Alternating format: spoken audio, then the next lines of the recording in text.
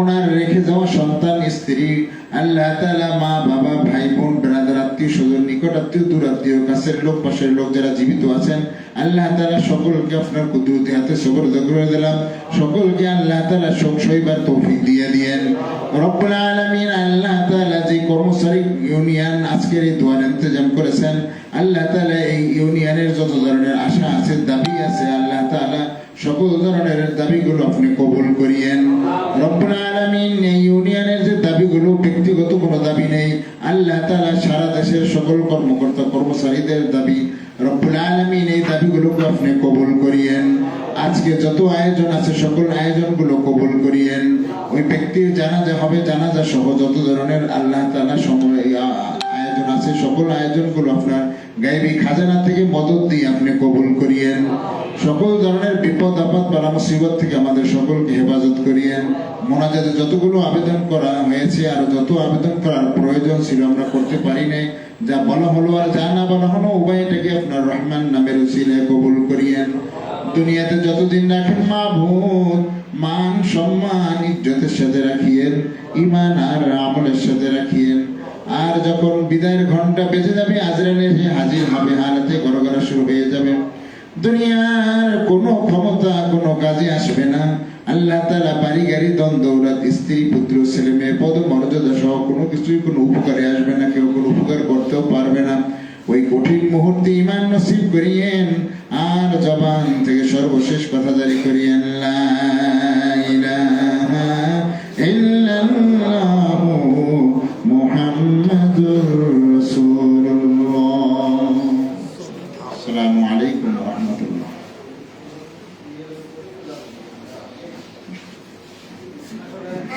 ধন্যবাদ জনাব ইউসুফ আল মাদানী, মাওলানা ইউসুফ আল মাদানী সাহেবকে ধন্যবাদ। দোয়ার পরে তবরকের ব্যবস্থা আছে, আমাদের বাকি অনুষ্ঠানটুকু শেষে আমরা তবরক বিতরণ করবো। আপনারা তবরক না নিয়ে কেউ যাবেন না। আমি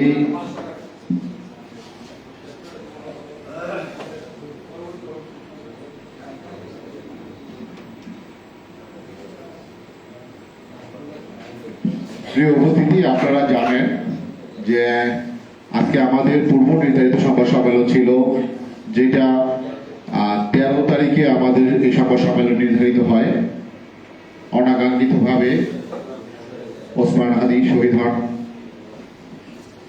এজন্য আমরা আজকের অনুষ্ঠানটাকে সংবাদ সম্মেলনের মধ্যে সীমাবদ্ধ না রেখে শহীদ ওসমান হাদির স্মরণে দোয়া মোনাজাতের এই অনুষ্ঠানটি করি।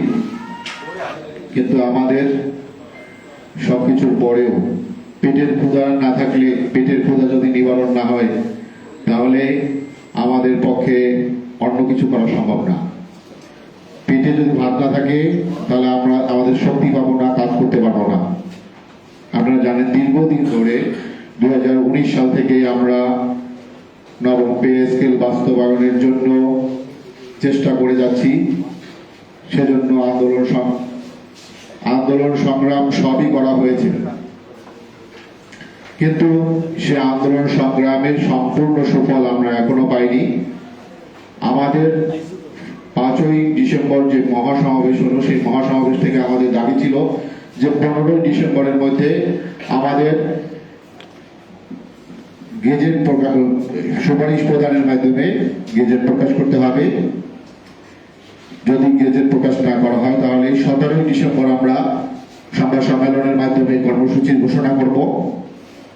কিন্তু এর মধ্যে দেশের বিভিন্ন পরিস্থিতি এবং আমাদের অভ্যন্তরীণ মিটিংয়ে একটি সিদ্ধান্ত হয় যে আমরা অর্থ উপদেষ্টার সাথে সাক্ষাতের জন্য একটু প্রয়োজনীয় উদ্যোগ গ্রহণ করি। সেই উদ্যোগ গ্রহণ করতে গিয়ে আমরা দেখলাম যে ওই সপ্তাহে শুধুমাত্র একদিন বৃহস্পতিবার দিন আমরা 17 তারিখ যদি কর্মসূচি ঘোষণা করি, 17 তারিখ বুধবার ছিল, বৃহস্পতিবার একদিন কর্মসূচি পালন করা সম্ভব। সেজন্য আমরা ওই একদিনের চিন্তা না করে আমরা এই সংবাদ সম্মেলনটাকে 20 তারিখে নিয়ে আসি, যে আজকে কর্মসূচি ঘোষণা করলে আগামীকাল থেকে সেটা পালন করা সম্ভব হতো। আজকে এই শহীদ ওসমান হাদির মৃত্যুর কারণে অনেকেই আজকে রাষ্ট্রীয় শোক। এই রাষ্ট্রীয় শোকের কারণে আসলে আমাদের সংবাদ সম্মেলনের গতানুগতিক সংবাদ সম্মেলনের একটু ছন্দচ্যুতি ঘটেছে। এজন্য আল্লাহর উপরে তো আর কারো হাত নেই, আমরা দুঃখ প্রকাশ করা ছাড়া আর কিছুই করার নেই। আমরা এ পর্যায়ে আমাদের পরবর্তী পর্বের বক্তব্যের জন্য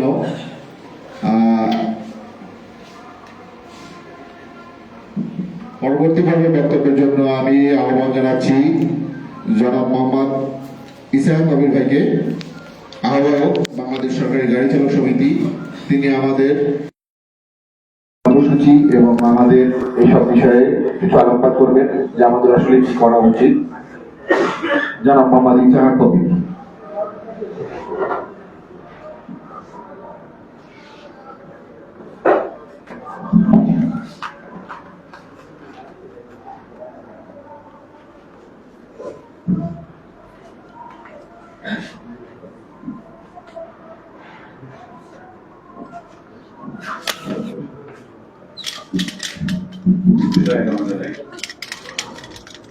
বাংলাদেশ সরকারি কর্মচারী পরিষদের সম্মানিত সভাপতি, উপস্থিত বিভিন্ন সংগঠনের সম্মানিত সভাপতি, সেক্রেটারি এবং উপস্থিত অডিয়েন্সের আমাদের সহকর্মী ভাই, আমরা সম্ভবত আজকের দিনটা যে স্মরণ করতেছি, আমরা দেখেন আমরা পূর্বে যদি এগুলো চিন্তা ভাবনা করি যে যারা রাষ্ট্র পরিচালনা করার মুখ্য ভূমিকা রাখে তাদের কিন্তু আল্লাহ হয়তো মানুষের দ্বারা বিপদগ্রস্ত সম্মুখীন হবে। সেটাই একটা ধারাবাহিক আমাদের হাদি ভাই, উনি বাংলাদেশ 18 কোটি মানুষের চিন্তা ভাবনা মাথায় রাখে। তারই ধারাবাহিকে আমাদের দুর্ভাগ্য যে তার কার্যক্রমের সফলতা পর্যন্ত যেতে পারলেন না। আমরা এর জন্য খুবই সৌভাগ্য। আমাদের বর্তমান যে সরকারি কর্মকর্তা কর্মচারীর যে দাবি আদায়ে, এটা কিন্তু দীর্ঘ প্রতীক্ষা। আমরা সভা সমাবেশ সরকারের প্রতি শ্রদ্ধা রেখে আমরা উশৃঙ্খলা বিশৃঙ্খলা কোনো কার্যক্রমে আমরা কিন্তু যাইনি। আমরা এক কথায় এক দাবিতে ছিলাম। বাংলাদেশ সরকারি গাড়ি চালক সমিতির পক্ষ থেকে যখন দেখলাম যে কর্মচারী ঐক্য পরিষদে বিভিন্ন ধরনের মন্তব্য সাধারণ লোকের মাঝে বিচ্ছিন্নভাবে মন্তব্য করা হলো, তারই আলোকে বাংলাদেশ সরকারি গাড়ি চালক সমিতি মনে করলেন যে কর্মচারী ঐক্য পরিষদে এবং 1 থেকে 20 গ্রেড পর্যন্ত এই দাবি আমাদের প্রাণের দাবি, আমাদের কোনো সংগঠনের ব্যক্তিগত কোনো দাবি না। এই কর্মচারী কর্মকর্তার যে পে স্কেলের যে দাবিটা, আমি মনে করি বাংলাদেশ সরকারের বর্তমান অন্তর্বর্তী সরকারের প্রধান উপদেষ্টা মহোদয়, আমি আগেও আমার বক্তব্যে বলেছি যে আমাদের প্রত্যাশা ছিল যে প্রধান উপদেষ্টা মহোদয় উনি আমাদের হয়তো কর্মচারী কর্মকর্তার জন্য একটা শখ উনি পরিকল্পনা করে রাখছেন যে আমরা 11 বছর আমরা পে স্কেলে বঞ্চিত হয়ে আমরা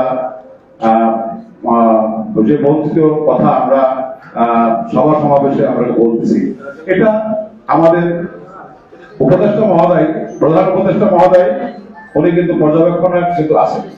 এই বেতন কমিশন যে যেদিনকে থেকে গঠন করা হয়েছে, সদিচ্ছা যদি না থাকতো সরকারে, তাহলে তো এই বেতন কমিশন কিন্তু তৈরি করবেন না। এটা আমাদের চিন্তা করতে হবে সরকারি কর্মকর্তা কর্মচারীদের যে প্রাণের দাবি, এটা কিভাবে অল্প স্বল্প কিংবা দ্বিগুণ বাজার দ্রব্য মূল্য যে হারে বৃদ্ধি পেয়েছে, এটা তো অটোমেটিকলি একটা সরকারি কর্মচারীর কি প্রয়োজন, এটা তো আমাদের নিরক্ষর অর্থ উপদেষ্টা মহোদয় উনি অবশ্যই তো এটা নিরীক্ষণ করে এবং প্রজ্ঞাপন জারি করার যে ফর্মালিটি আছে, এটা তো প্রধান উপদেষ্টা শুধু আগ্রহী আছে যে আমাদের এখানে পূর্বের যারা নীতি নির্ধারক এবং আমাদের যে আমাদের নেতা যারা আছেন, মান্নান ভাই, আয়ের ভাই, এবং যারা আমাদের এই কর্মচারীর কথা বলে, ভাই আমরা একটা বলি বাংলাদেশ সচিবালয়ের ভিতরে যে বিশৃঙ্খলা জিনিসটা করা হয়েছে এটা অনাকাঙ্ক্ষিত, কিন্তু এটা আমরা কিন্তু প্রত্যাশা করি নাই। আমাদের দাবি ছিল যে সকল কর্মচারী এক দফা, এক দাবি 1:4 35,000 টাকা সর্বনিম্ন এটা করতে হবে। এটা সরকারের কর্মচারী আকাঙ্ক্ষিত দীর্ঘদিনে। তাই আমি বিনীতভাবে সরকারি কর্মকর্তা কর্মচারী 1 থেকে 20 গ্রেড পর্যন্ত সবাইকে আমি মনে করবো যে ভাই আমরা গণপ্রজাতন্ত্রের কর্মচারী, আমাদের ভিতরে কোনো ভেদাভেদ নেই, আমাদের ভিতরে বিশৃঙ্খলা নেই, আমাদের ভিতরে কোনো প্রতিহত নেই, আমাদের ভিতরে কোনো কর্ম যে দিচ্ছি আমরা কোনো রাষ্ট্রবিরোধী কোনো কর্মকাণ্ড আমরা লিপ্ত নাই। স্পষ্ট ভাবে আমরা সরকারি গণপ্রজাতন্ত্রের কর্মচারী, আমাদের প্রাণের দাবি, আমাদের ফ্যামিলির যেটা দরকার প্রয়োজন সেটার জন্য আমরা সরকারের প্রতি আকুল আবেদন জানিয়েছি। আমার মনে হয় এ মাসে যে বেতন কমিশন তার পেশ করবেন প্রধান উপদেষ্টার কাছে, হয়তো বা আমাদের সরকারি কর্মকর্তা কর্মচারী একমাত্র আল্লাহ ছাড়া হয়তো বলতে পারে না যে, আর বলতে পারে কে? আমাদের প্রধান উপদেষ্টা মহোদয়। আমরা তার উপরে দীর্ঘ বিশ্বাস রাখি যে সে অবশ্যই সরকারি এই কর্মচারীদের জন্য কিছু একটা করবে করবে করবে ইনশাআল্লাহ। এই আশা ব্যক্ত করে আমি সবারই সালাম রেখে আমার বক্তব্য এখানে শেষ করছি। আল্লাহ হাফেজ। আসসালামু আলাইকুম। মোবাইলটা বাজে কার? ধন্যবাদ।